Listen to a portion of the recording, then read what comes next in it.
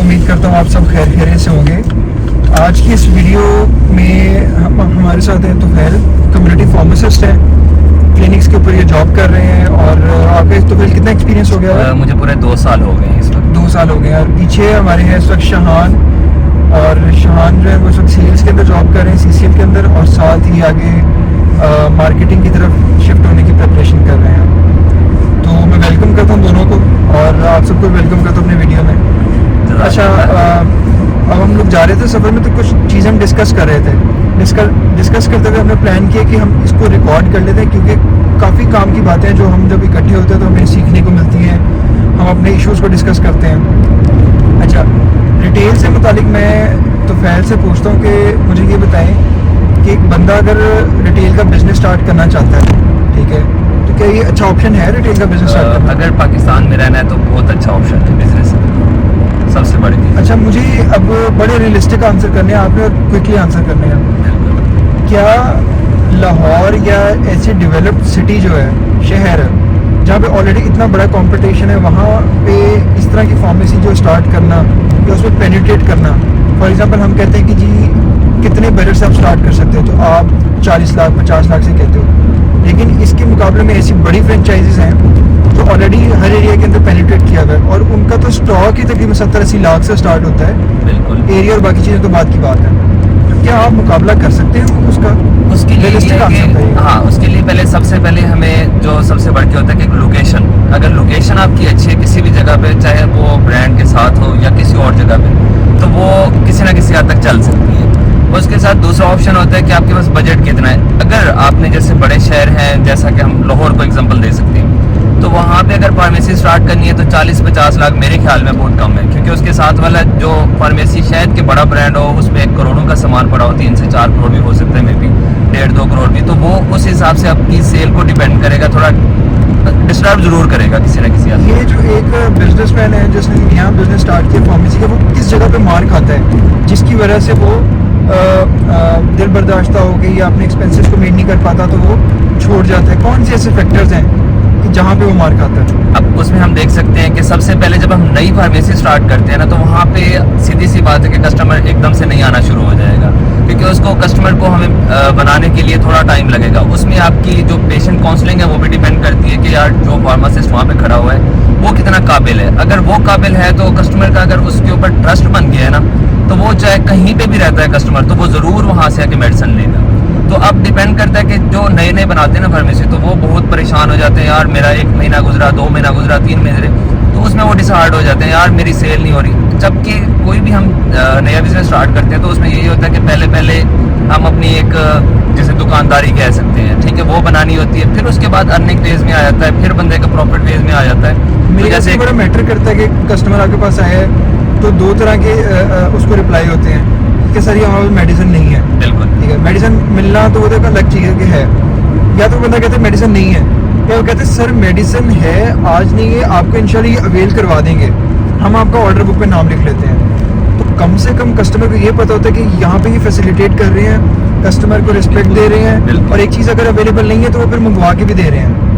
ठीक है, तो ये 2 तरह के ऑप्टिक्स हैं जो कस्टमर बड़ा नोट करता है। अब जब हमने कोई नई फार्मेसी बनानी है ना, तो सबसे पहले आपने जो एक मेन चीज़ पे फोकस करना है वो है रनिंग आइटम।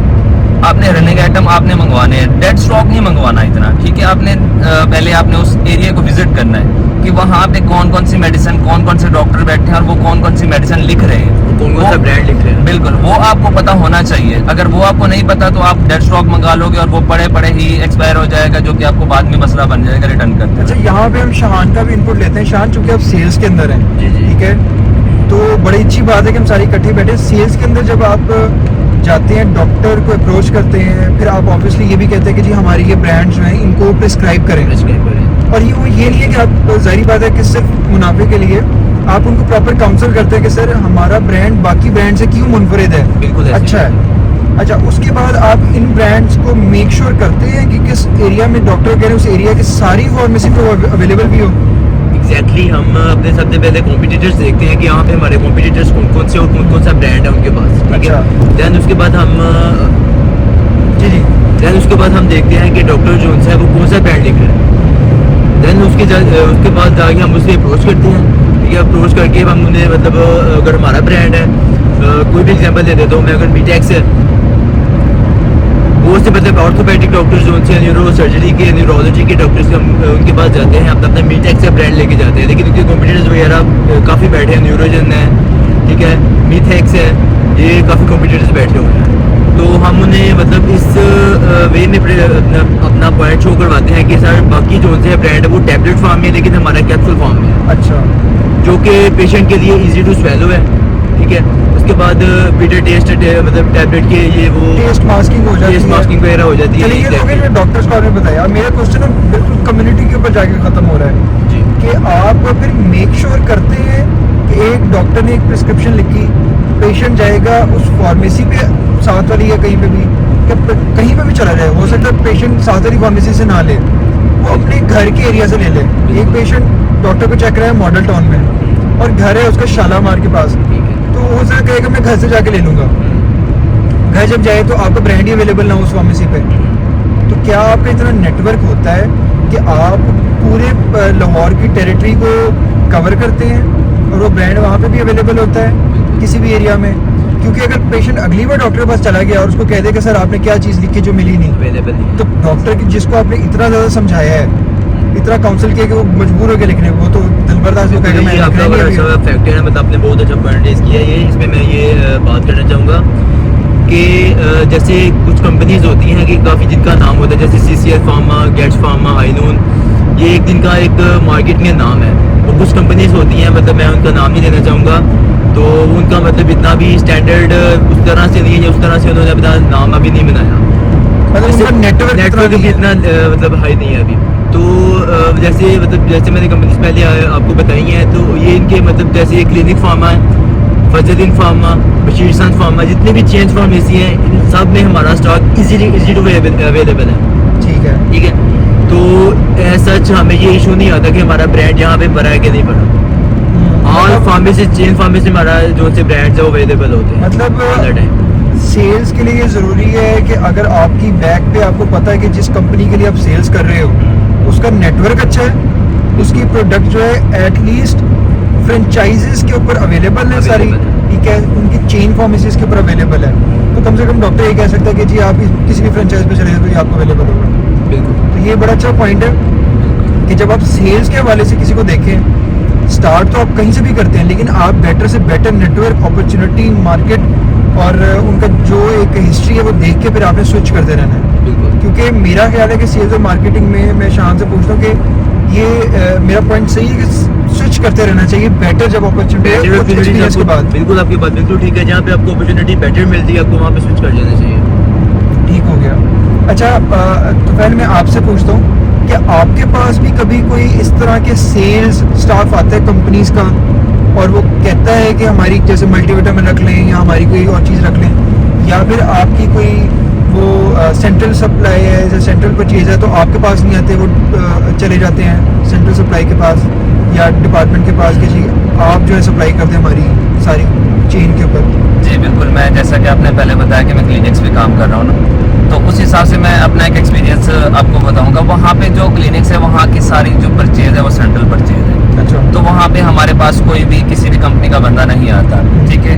वो उनको जब भी किसी को भी अपनी मेडिसिन अगर ऐड करवानी है या कुछ भी उसका स्टॉक के बारे में, तो आएंगे से ही हमारे पास सिर्फ स्टॉक का पूछेंगे कि कितना स्टॉक बड़ा है कितना नहीं, ये पूछ के जाते हैं। उसके अलावा अगर किसी चीज़ को नए प्रोडक्ट को ऐड कराना है तो वो हमारा हेड ऑफिस है, वहाँ से जाके हमारे GM साहब को मिलेंगे, जैसे जैसे वो प्रोसेस होगा वो सारा कुछ चलता रहेगा वैसे का वैसा।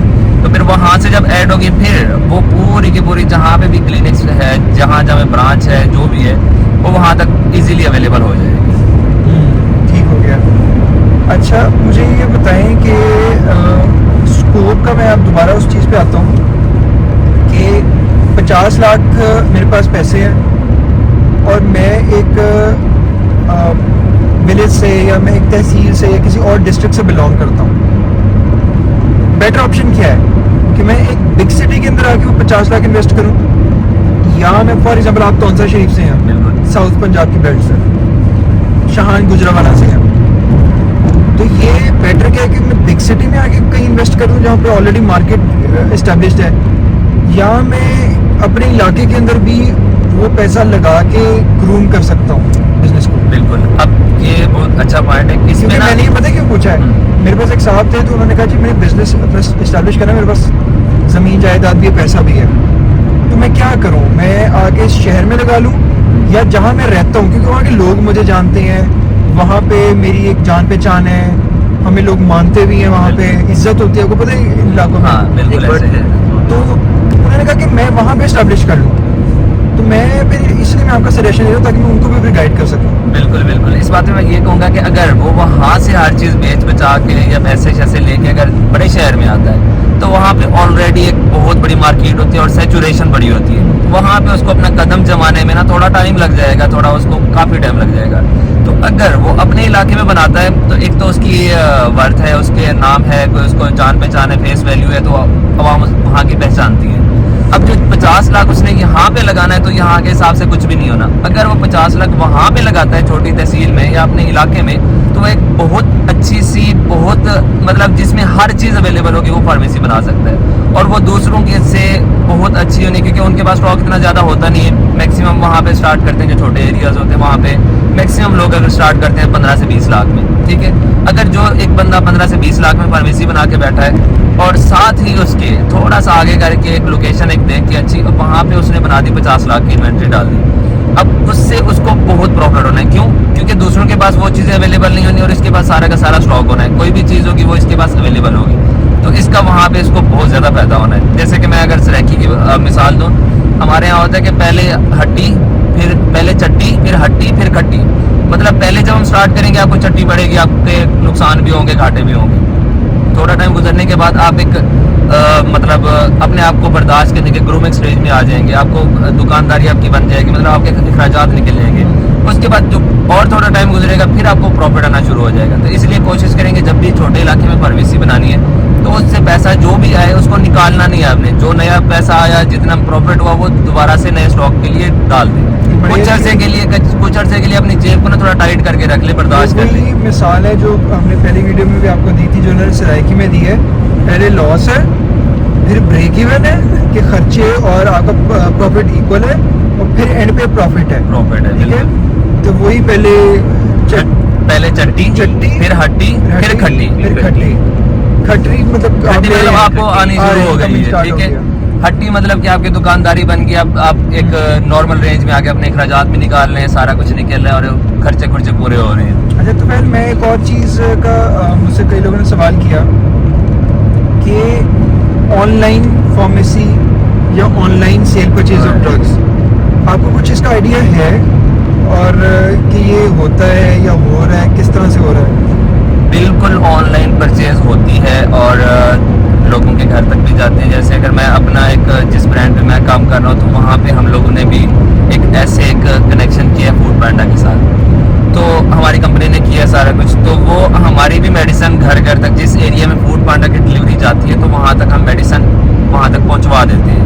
जो एक नंबर है स्पेसिफिक, तो वो नंबर हम बता देते हैं सबको, तो उस नंबर पे जैसे ही कॉल करते हैं वो हमारी चली जाती है हेड ऑफिस कॉल, और वहाँ से वो जब एड्रेस बताएंगे, जो उस एड्रेस में जो उस एरिया के साथ साथ हमारी फार्मेसी होगी, तो वो खुद ब खुद उसके साथ कनेक्ट करके पूछेंगे कि आया ये स्टॉक पड़ा है कि नहीं पड़ा। अगर पड़ा है तो वो खुद ब खुद उसका एड्रेस लेके उसको डिलीवर करा देंगे। और ये भी बहुत अच्छा ऑप्शन है अगर छोटे इलाके में बनानी है, तो वहाँ पे तो ये बहुत ही अच्छा है, क्योंकि वहाँ के लोग बहुत, क्योंकि सारे सुबह के टाइम घर पे काम काज पे इधर उधर चले जाते हैं, तो वहाँ के लिए बहुत मसला होता है आना जाना सबके लिए लेना। तो अगर किसी को सप्लाई कर देते हैं वहाँ पे तो ये बहुत अच्छा ऑप्शन होता है। तो ये इसका मतलब ये है कि दो चीज़ें हैं कि अगर इस बड़े शहर के अंदर फूड पांडा के साथ या इन सर्विसेज के साथ भी आप ऑनलाइन लिंक कर सकते हैं, बिल्कुल, या एक अपना खुद एक सेटअप बना सकते हैं। और आपने जैसे कहा इलाके के अंदर, इलाके के लोग भी आपको जानते हैं सारा कुछ, और आप भी इलाके को अच्छे से जानते हैं, तो आप वहाँ पे एक अपने टाइप का फूड पांडा टाइप डिलीवरी सिस्टम डेवलप कर सकते हैं। बिल्कुल, और जरूरी नहीं है वहाँ सॉफ्टवेयर, आप एक फोन कॉल कर सकते हैं। बिल्कुल, मतलब आप एडवर्टाइजिंग कर दें कि free home delivery this number. अब उसकी एडवर्टाइज करने का सबसे अच्छा तरीका जो होता है कि वो उस एरिया में जो केबल चल रही है या टीवी नेटवर्क है, तो वहाँ पे एक छोटा सा अपने प्रमोशन या अपनी एडवर्टाइज करा दें, जो कि आपको बहुत फायदामंद होगा। क्योंकि लोग छोटी मोटी चीज़ें, ये टीवी वगैरह तो अक्सर आजकल के दौर में सोशल मीडिया जो है वो बहुत एक्टिव है। अगर सोशल मीडिया पे अगर आप एक्टिव हैं तो आपको बहुत बड़ा एज मिल सकता है इसका। डिफरेंट मार्केटिंग टूल्स वगैरह को बिल्कुल। जी, मैं उम्मीद करता हूँ कि आपको, चूंकि हमारा पहला स्टॉप आ गया सुकीकी का, तो वहाँ पे उतरेंगे हम और कुछ चाय शाय पियेंगे, और उम्मीद करता हूँ आपको ये एक travelling vlog type, podcast type something, कुछ जो पता नहीं क्या है, कि आपको पसंद आया होगा। बस अगर कुछ है जरूर। अगर आपको अगर कोई भी क्वेश्चन हो ना, तो आप मुझे बताइएगा, मैं कोशिश करूँगा कि हमारी ट्रैवल डायरीज जारी रहे और जो रेलिवेंट बंदे हैं उनसे आपको बड़ा रियलिस्टिक जवाब मिले, क्योंकि जो रियलिस्टिक जवाब देने वाली है ना, वो बड़े कम लोग होते हैं। तो आपको ना बड़ा ही एक सुपरफिशियल सा आंसर मिल जाता है कि भाई इसमें बड़ा स्कोप है तो क्या, लेकिन क्या स्कोप है, कैसे है, क्यों है, कैसे करना है, स्टेप बाय स्टेप क्या है, वो इंशाल्लाह हम आपको तो इसमें ना हमारे साथ जुड़े रहें और जो जो चीजें हमें पता होंगी वो हम आपको जरूर बताएंगे इंशाल्लाह। Thank you so much. Allah Hafiz.